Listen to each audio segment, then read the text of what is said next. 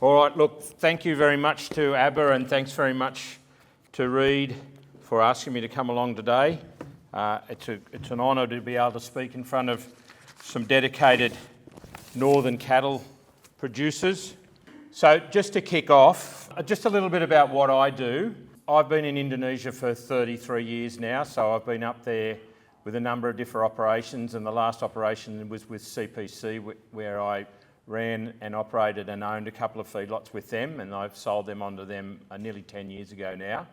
I still have a great involvement with CPC and do a lot with them up there with their 2 feedlots, so they usually do about 70,000 cattle a year to Indonesia. Today I'm here representing Queensland Live Exporters. So Queensland Live Exporters Association is a state chapter of ALEC, which is the Australian Live Exporters Association, which is the peak body that oversees all live export policy, all live export lobbying, just everything's got to do with live export as far as concerned with the in-market and also with the government. Alongside ALEC, there's another body which is for R&D, which is Live Corp. Troy Setter is the chairman of Live Corp, and it looks after everything in regard to R&D in that space. It's funded by MLA, so your levies are used to fund Live Corp, and they do an amazing job across the board through all export markets, live export markets, including sheep. The state chapters, Queensland, Northern Territory and Western Australia, we all have very strong state chapters. The Northern Territory actually has a CEO, Pat Moran. I don't know whether Pat Moran's here today, but they have their own full-time CEO.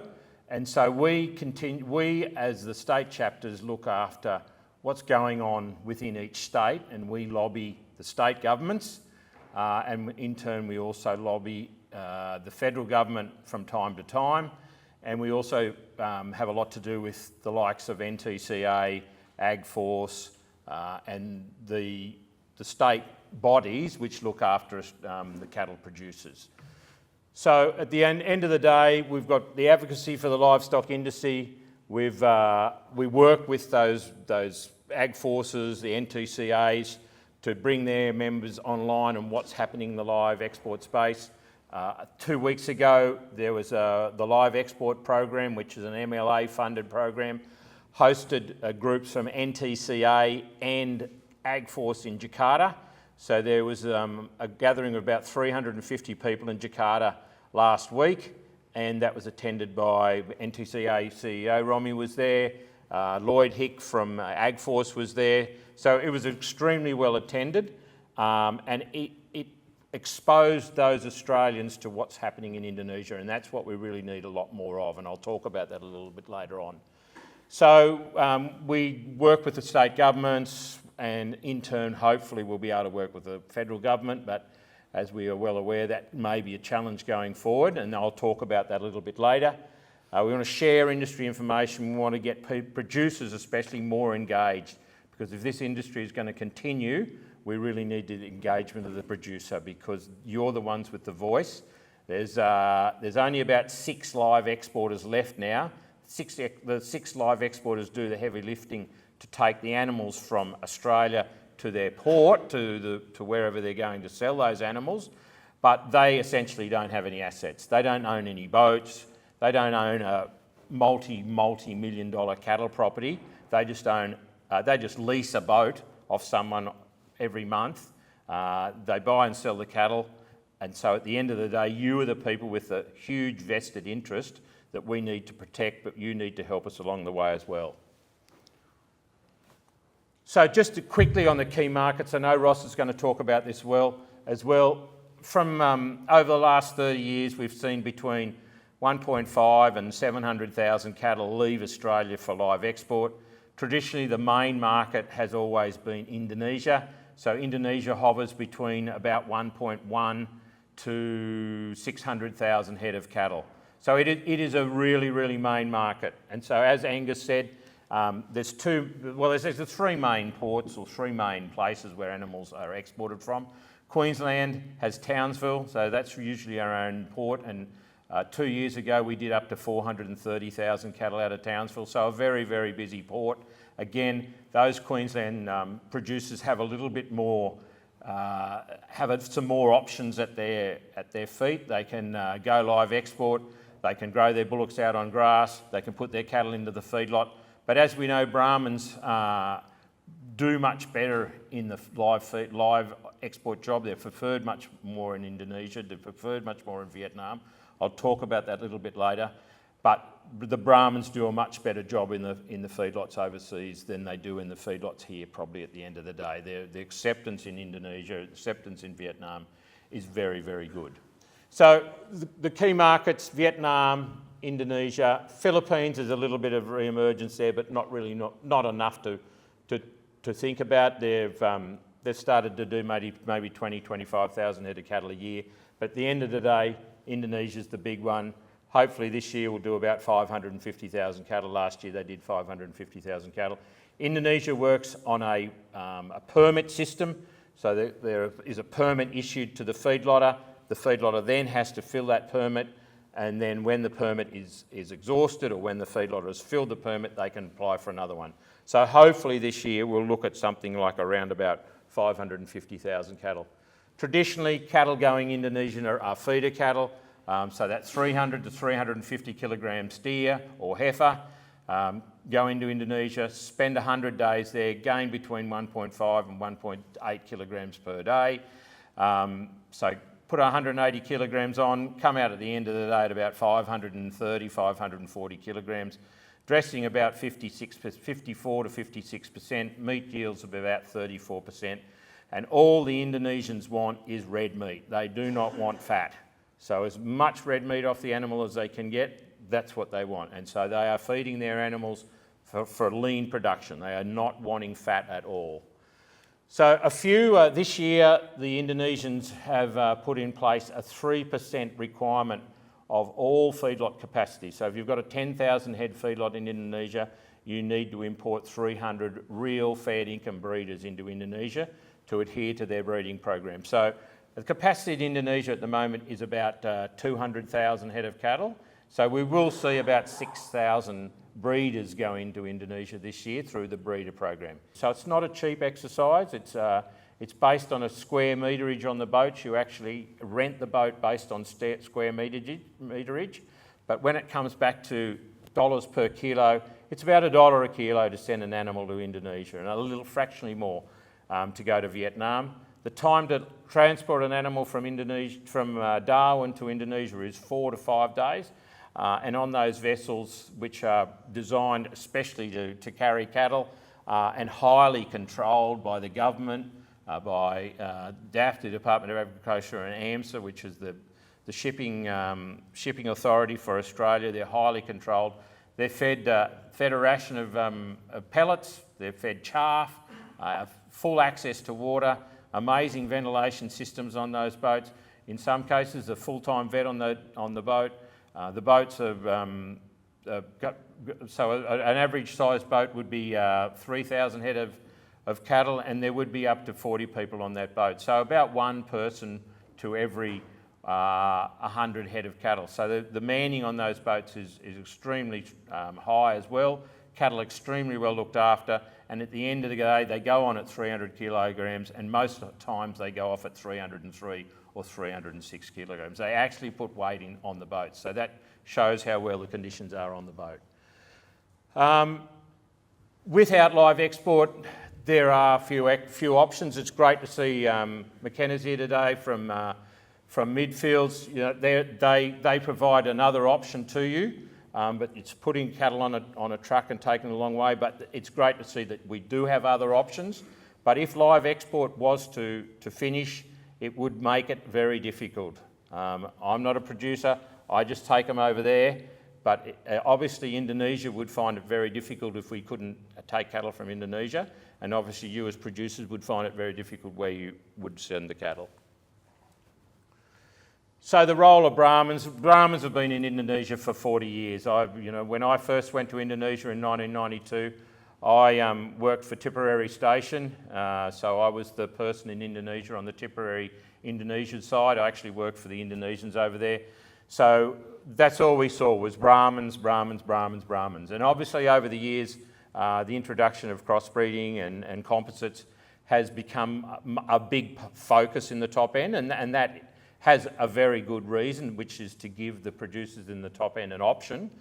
We saw 2011 the ban of the trade for 3 months, and so a lot of producers thought, oh, what's going to go on here? If I can't send my cattle north, I'm going to have to look at an option to send them south. So that's when I believe most people thought, what can we do about another market for animals? And so that's thus the emergence of composites. The main feedlots, so there's about 30 feedlots in Indonesia. The main feedlots continue, the main old historic feedlots continue to say, I want Brahmins, I want grey Brahmins, I want honey Brahmins.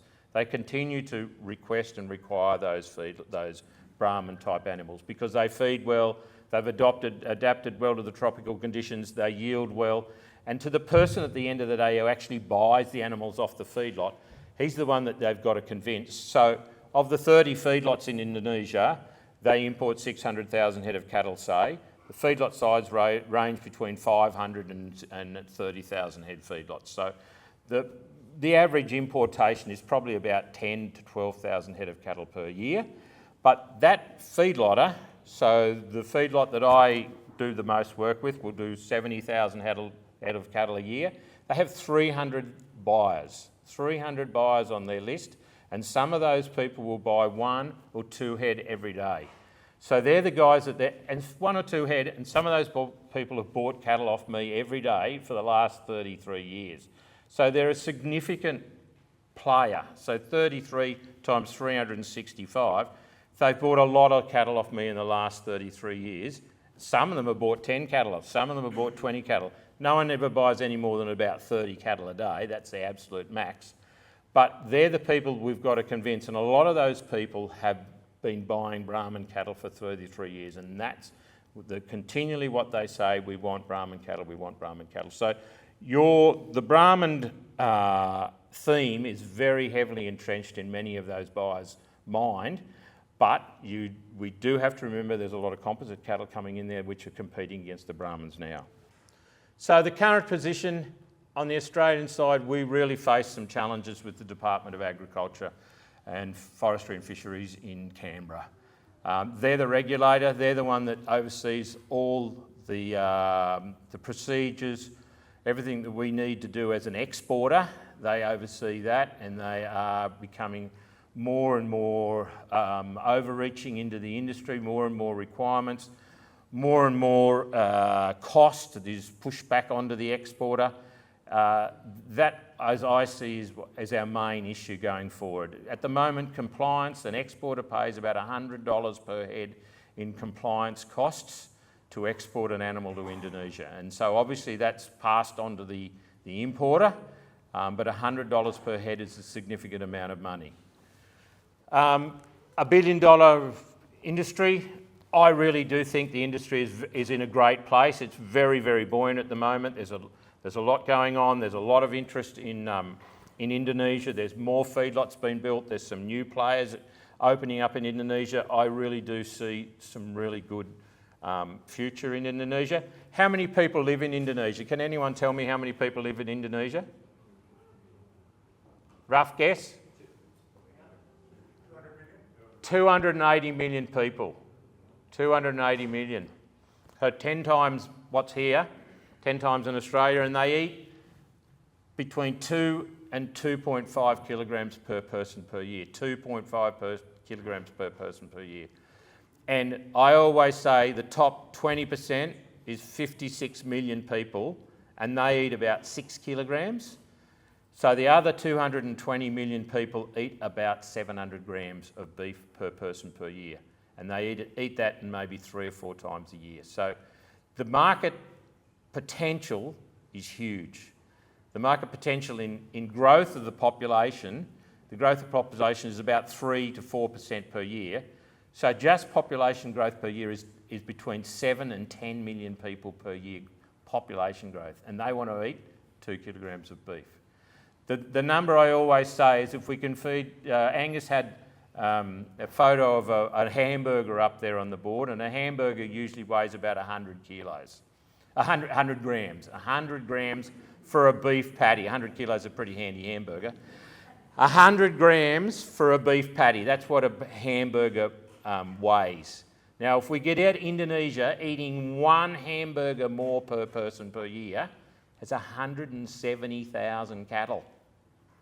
100 grams, 170,000 cattle. So they want to eat another kilogram, we've got to send them another 1.7 million cattle. Impossible, we can't do it, I know that.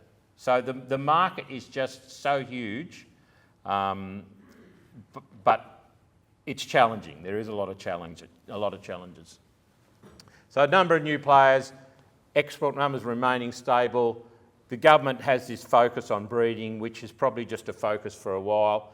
And another interesting fact, it's very expensive to feed an animal in Indonesia at the moment. In the early days, you could feed an animal in Indonesia for about a third of what you could feed them in Australia today, for Australia. So, you know, there was plenty of times when we fed an animal in Indonesia for less than $1 a day and you got 1.2 kilograms. Now, it's more expensive to feed an animal in Indonesia than it is to feed an animal in Australia. It's $5 to $6 to $7 a head per day to feed an animal in Indonesia, and the weight gains in Indonesia are not as good as the weight gains achieved here. The big reason behind that is the feedstuffs in Indonesia have changed over the last 30 years. Traditionally, we fed byproducts, which had not been processed to their full extent, so they still had a large amount of protein, they still had a lot of carbohydrates in them. As time has gone on, the processing sector has got much more smarter, has got much better at processing these agricultural products like tapioca, like corn, like palm, like coconut, all of the fruits that we process as well. They've become a lot smarter in what they process, and so the actual nutritional value of those byproducts that we depended on so strongly on in the past has become less, and so we've had to swing over now to more staples like corn, dried distiller's grain, more imported soybean meal. We'd love to get our hands on more grain from Australia, but unfortunately import policies are not allowing that, but we are working through them. So the threats, cost of compliance, as I said, that's a big one, and the slow creep from the government to increase those prices, to make it more and more difficult, that is an ongoing problem for the whole industry. Other countries, so obviously India sells about 150,000 tonnes, so about 1 million head of cattle equivalent comes from India every year in boxes to Indonesia. So in the form of Indian buffalo meat, it's a poor quality product, it's very cheap, it's about 2/3 the cost of Australian animal equivalent. So Australian animal beef is selling for about $12 a kilogram in the market at the moment. You can buy the equivalent product, which again is nowhere near as good, for about $8 a kilo, and in some cases a little bit less, sometimes $7 a kilo. So the price of Indian buffalo meat is a big problem for us. Again, beef is beef in Indonesia. A large percentage of the beef in Indonesia just goes straight to grinding into the meatball market, and so that really no differentiation. You don't know what you're eating. You could be eating a lovely animal, which was a 550 kilogram, 120-day fed Brahman animal, or you could be actually eating an old buffalo, which was 12-year-old that's come out of New Delhi. It all goes into the same bin. It all goes into the same grinder, and it's turned 95% of what's consumed in Indonesia still goes into the Bakso market. Brazil also a very heavy push for both live cattle and beef to come to Indonesia. They are actually exporting around about 70,000 tonnes of beef to Indonesia at the moment, and they are pretty close, I reckon. I think we will see live cattle from Brazil this year. It probably won't be economical, but I really do think the government will push to import some cattle from Brazil this year. The biggest constraint of cattle out of Brazil is the shipping time, 26 to 30 days to bring a vessel from Brazil to Indonesia. They have taken one vessel to Vietnam, which didn't go well, so that's a good thing for the Australian market. But Brazilian cattle, we will see them come in. We will see them, I think, within the next 12 months. They will not be cheaper. But as we heard from Angus a while ago, it looks like the price of cattle in Australia will go up, but that also probably means the price of cattle in Brazil will go up as well. The main takeaway of today is we've got to have more engagement with stakeholders. And I do really think ABBA. ABBA has been a great advocate of the live export trade for many years now. Reid is actually on the Queensland Live Exporters board. We've had someone from ABBA on the board for some time now. So we get some input from Reid and from the Brahman Association. We really do need more engagement from stakeholders. And with engagement, I mean we need you guys to go out and talk to the greater public about how good this trade is, what is happening, how passionate you are about it, you know, how passionate you are about breeding your bulls to produce better beef, to produce more beef, to produce better calving, whatever the trait may be. We really need to go out to the greater public and talk more about it. So if you sitting next to that person on the plane, talk to about what you do and say, yeah, a lot of my cattle go to Indonesia. It's great over there. They do a really good job. SCAS has been in place for the last 15 years. The supply chains are great. Traceability is great. But in saying that, you guys need to totally understand what's going on too. And so we would encourage for people to come over and have a look more and more. That did happen. I can remember in the years gone by, we used to actually have Australian Brahman breeders used to bring a group over each year. John Croker, the old manager from many years ago, he brought groups over many time, and Reid and I have been talking about bringing some groups over. But you guys need to come over and actually see how well, I shouldn't say how good it is, but because it is good, it's very good, but you need to go and touch and feel it yourself so you can understand what's happening and see what's happening over there. So, as I say, call to action. We really need your support. Matthew said we've got a particular government for the next 3 years. I'm a little bit more pessimistic. I think we've probably got them for 6 years. And the big thing that we all should reflect and think about is they have already stopped the export of sheep. Sheep are done and dusted. They're gone.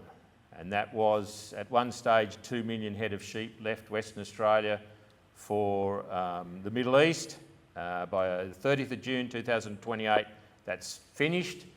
Most exporters think that will be finished well before that because the department is again making it more and more difficult to export sheep coming up to that time. So it's probably sooner rather than later that will happen.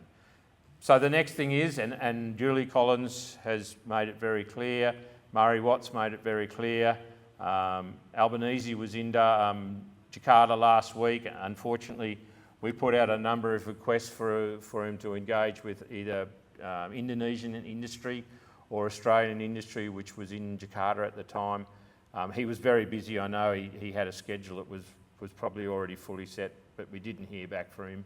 But that is the biggest threat I see we're having. And okay, they might say in 2030 or 2029 we want to do something about this industry, but that's the big thing we've got to think about and got to worry about, because it has happened with sheep and they can very, very easily do it with cattle. So engagement with the general public on that side, telling them that what's happening in Indonesia is good, telling them what's happening in Vietnam is good. And the big issue is we're feeding 280 million people some protein.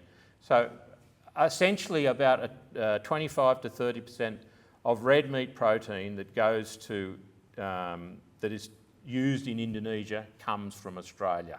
It's actually a bit more, it's about 40%. So red meat protein, which feeds an Indonesian, so around about 800 grams of meat comes from Australian live cattle or comes from Australian box beef. And essentially at the end of the day, that's nearly 40% of what they eat. So we contribute a huge amount to their protein intakes. Happy to take questions, happy to talk to people tonight. I'm staying on tonight, I'm going back to Indonesia tomorrow. You will hear more and more from the state chapters of the live exporter bodies. You'll hear more and more from NTCA. If you're Queensland, you'll hear more and more from AgForce about how you can help us protect the trade that is so important to us. Thank you.